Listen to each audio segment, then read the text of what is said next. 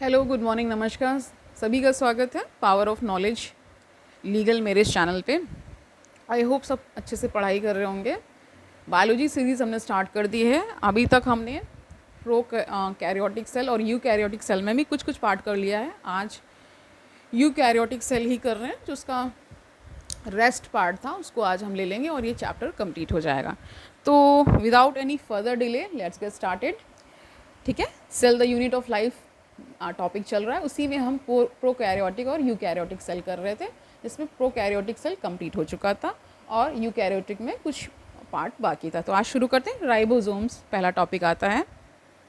Ribosomes are the granular structures first observed under the electron microscope as dense particles by George Palade. तो George पैलाडे ने सबसे पहले इसको देखा था, राइबोसोम को कहाँ कैसे देखा था? इलेक्ट्रॉन माइक्रोस्कोप में देखा था। ठीक है, 1953 is the year. They are composed of ribonucleic acid, यानी आरएनए से बने होते हैं, and proteins and are not surrounded by any membrane. Protein से भी बने होते हैं लेकिन कोई उसको मेम्ब्रेन उसको सराउंड नहीं कर रहा होता। The eukaryotic ribosomes are 80 years while the prokaryotic ribosomes are 70 years। तो ये डिफरेंस है। अब देखिए इसमें एस जो है वो वेडबर्ग्स यूनिट है ये। ठीक है, इसमें देखिए एस साइलेंट मुझे लग रहा है क्योंकि स्पेलिंग में एस भी है। ठीक है, stands for the sedimentation of the कह रहे हैं कि stands for the sedimentation coefficient. ठीक है, it indirectly is a measure of density and size. Basically density, ठीक है, और साइज के लिए यूज होता है, मेजर करता है उसको। Both 70s and 80s ribosomes are composed of 2 सब यूनिट्स। ठीक है, अब देखिए एक वर्ड आ रहा है साइटोस्केलेटन। तो an elaborate network of filamentous proteinaceous structures present in the cytoplasm is collective referred to as cytoskeleton. देखिए क्या बता रहे हैं, फिलामेंटस प्रोटीनेशियस स्ट्रक्चर है, ठीक है, जो कि कहाँ प्रेजेंट होता है? साइटोप्लाज्म में प्रेजेंट होता है, और इसको कलेक्टिवली क्या कहा जाता है? साइटोस्केलेटन कहा जाता है ना। The cytoskeleton in a cell are involved in many functions such as mechanical support, motility, maintenance of shape of the cell। तो इसका साइटोस्केलेटन का बेसिकली काम क्या होता है, फंक्शन क्या होता है कि ये मैकेनिकल सपोर्ट देता है, मोटिलिटी यानी कि मूवमेंट में हेल्प करता है, और मेन जो सेल का शेप होता है उसको मेंटेन करने में भी हेल्प करता है। अब सीलिया एंड फ्लैजिला देख लीजिए। सीलिया और इसका जो सिंगुलर होता है वो सीलियम होता है, और फ्लैजिला इसका सिंगुलर होता है फ्लैजिलम, मैंने पहले बताया है। Are hair like outgrowth, hair like जैसे हेयर होते हैं ना, वैसे आउटग्रोथ है यानी निकला हुआ ना, ऑफ द सेल मेम्ब्रेन। ठीक है, सेल मेम्ब्रेन का। Cilia are small structures which work like oars causing the movement of either the cell or surrounding the fluid. देखिए सीलिया जो है छोटे स्ट्रक्चर्स हैं, स्मॉल स्ट्रक्चर्स हैं, और जो फ्लैजिला होते हैं वो कंपैरेटिवली लॉन्गर होते हैं ना।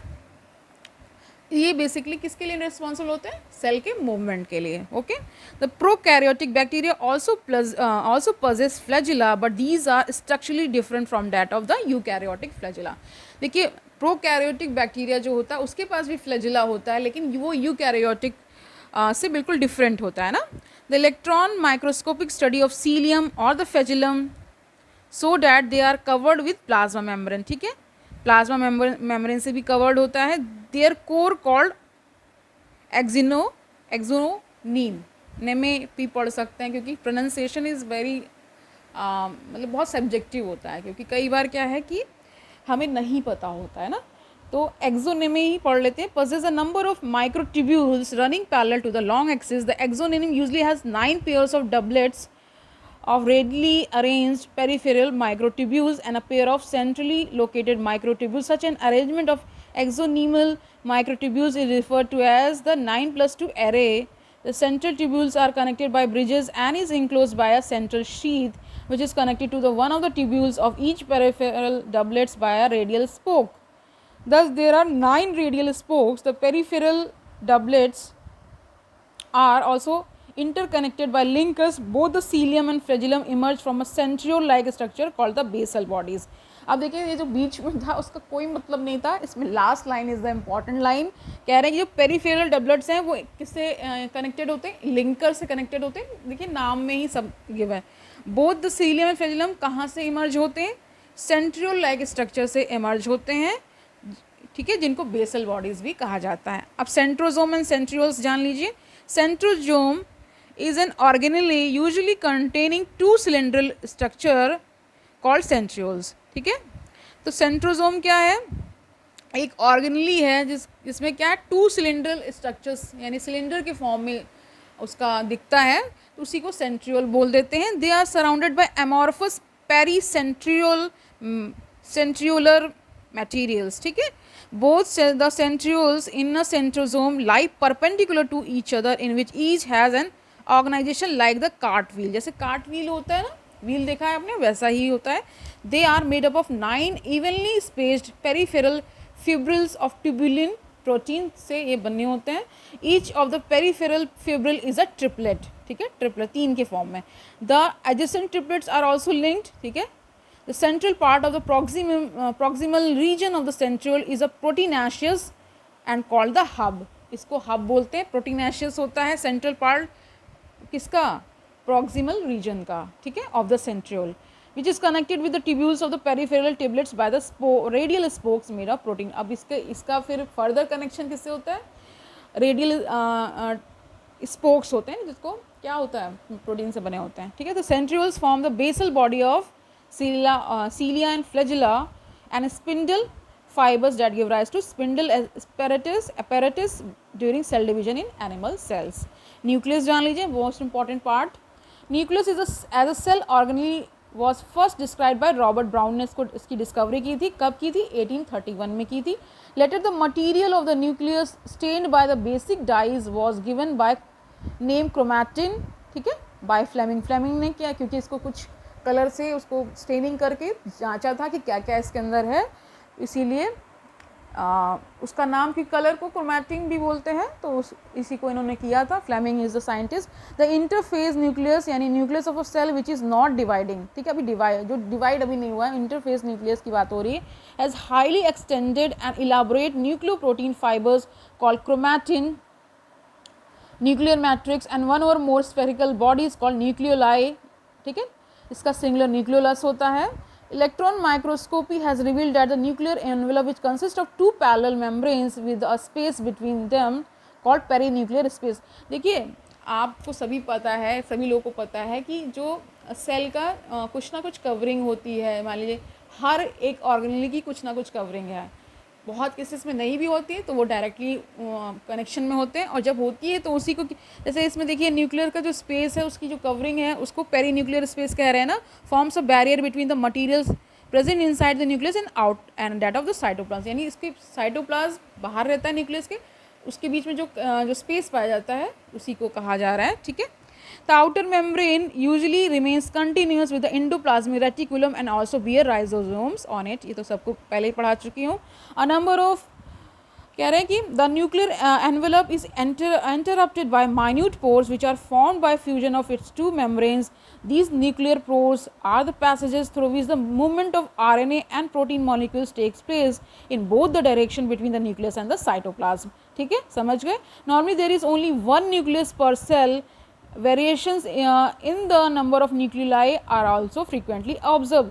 देखिए, कह रहे हैं कि जनरली क्या होता है, एक ही न्यूक्लियस एक सेल में होता है, लेकिन इसका उल्टा भी हो सकता है, कभी कभी चेंजेस भी हो सकते हैं। ओके, अब देखिए क्या कह रहे हैं, can you recollect names of organelles that have more than 1 nucleus per cell. Some mature cells even lack nucleus. का कई मैच्योर सेल में न्यूक्लियस नहीं भी होता है। ठीक है, example erythrocytes of many mammals and sieve tube cells of vascular plants. ठीक है, ये उनके एग्जाम्पल है। Would you consider the cells as living, पूछ रहे हैं, इस तरह से क्वेश्चन कर रहे हैं। The nuclear matrix of nucleoplasm contain nucleolus and chromatin. The nucleoli are spherical structures present in the nucleoplasm. Nucleoli क्या है, स्फेरिकल स्ट्रक्चर हैं, किस में प्रेजेंट है, न्यूक्लियोप्लाज्म में प्रेजेंट है। The content of nucleolus is continuous with the rest of the nucleoplasm as it is not a membrane bound structure। क्योंकि ये कंटिन्यूस न्यूक्लियर जो कंटेंट होते हैं न्यूक्लियस के कंटिन्यूस रहते हैं, क्योंकि उसमें कोई मेम्ब्रेन नहीं प्रेजेंट है। ठीक है, it is a site for the active ribosomal RNA synthesis। large and more numerous nucleoli are present in as cells actively carrying out protein synthesis। सबको पता है राइबोसोम्स का काम ही है प्रोटीन सिंथेसिस का। ठीक है, अब देखिए, you may recall that the interphase nucleus has a loose and indistinct network of in nucleoprotein fibres called chromatin. Chromatin समझ रहे हैं ना.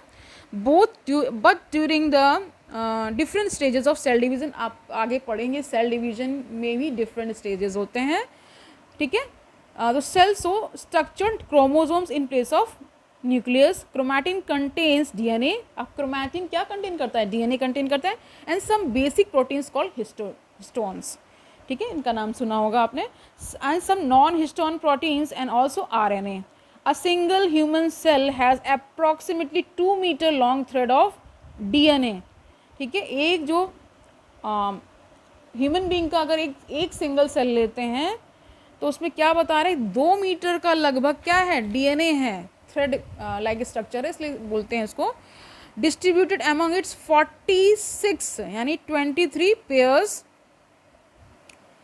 है ना, chromosomes. You will study the details of the DNA and packaging in the form of chromosome in class 12. ठीक है, ये class 12 में पढ़ाया जाएगा. ये बता रहे हैं every chromosome essentially has a primary constriction or the centromere on the sides of which disc-shaped structures called kinetochores are present. Based on the position of the centromere, the chromosome classified into 4 types. देखिए, centromere की position को देखते हुए इसका classification 4 भागों में हो जाता है. द मेटासेंट्रिक, द सबसेंट्रिक, ठीक है, सब मेटासेंट्रिक, एक्रोसेंट्रिक एंड टीलोसेंट्रिक. ठीक है, ये समझेंगे. तो इसमें देखिए मेटासेंट्रिक क्या है, जो क्रोमोसोम हैज़ मिडिल सेंट्रोमियर. ठीक है, forming 2 equal arms of the chromosome, 2 में ही डिवाइड कर देता है, बीच में प्रेजेंट है इसलिए.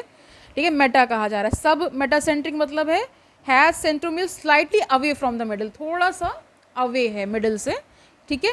एक्रोसेंट्रिक क्रोमोसोम क्या है, the centromere is situated close to its end, जब एंड में होता है तो उसको एक्रोसेंट्रिक कह दिया जाता है. Where the telocentric chromosome has a terminal centromere, यानी कि बहुत नीचे आ जाता है जब. ठीक है, okay. Sometimes a few chromosomes have non staining secondary constrictions at a constant location. This gives the appearance of a small fragment called the satellite. अब इसको सेटेलाइट कह दिया जाता है क्योंकि कुछ क्रोमोसोम्स में क्या है, नॉन स्टेनिंग सेकेंडरी कंस्ट्रिक्शंस पाए जाते हैं एक कांस्टेंट लोकेशन पर. ठीक है. अब माइक्रोबॉडीज देख लीजिए. Many membrane bound minute vesicles called microbodies that contain various enzymes are present in both plant and animal cells. ठीक है, तो माइक्रोबॉडीज क्या है, ठीक है, कई मेम्ब्रेन्स में क्या होता है, माइन्यूट वेसिकल्स होते हैं. ठीक है, जिनको माइक्रोबॉडीज कहा जाता है, जिनमें बहुत सारे एंजाइम्स, ठीक है, प्रेजेंट होते हैं प्लांट और सेल दोनों में. ठीक है, आज से ये यूकैरियोटिक सेल और पूरा सेल कंप्लीट होता है, पूरा सेल चैप्टर कंप्लीट होता है. कल हम एक नया चैप्टर लेंगे. ठीक है, ठीक है, ओके. देखेंगे क्या बहुत ज़रूरी है वो कर लेंगे जल्दी, क्योंकि exam is very near to you. ठीक है, कल मिलते हैं, कुछ नए टॉपिक को लेकर के आएंगे जो कि इंटरेस्टिंग भी हो और एग्ज़ाम के पॉइंट ऑफ व्यू से भी इम्पॉर्टेंट हो. कल मिलते हैं, तब तक पढ़ते रहिए, अच्छे से पढ़ाई करिए, टेंशन मत लीजिए, कोई बर्डन लेने की ज़रूरत नहीं, आराम से पढ़िए, जितने घंटे पढ़ते थे उतने घंटे पढ़िए. ठीक है, डोंट टेक बर्डन, नहीं तो फिर मतलब पढ़ाई होगी ही नहीं, आप सोचते ही रहेंगे केवल. ठीक है, कुछ भी दिक्कत आ रही है कमेंट सेक्शन में बताइए मुझे, मैं उसको ठीक करने की कोशिश करूँगी अपने लेवल पे. कल मिलते हैं. All the best.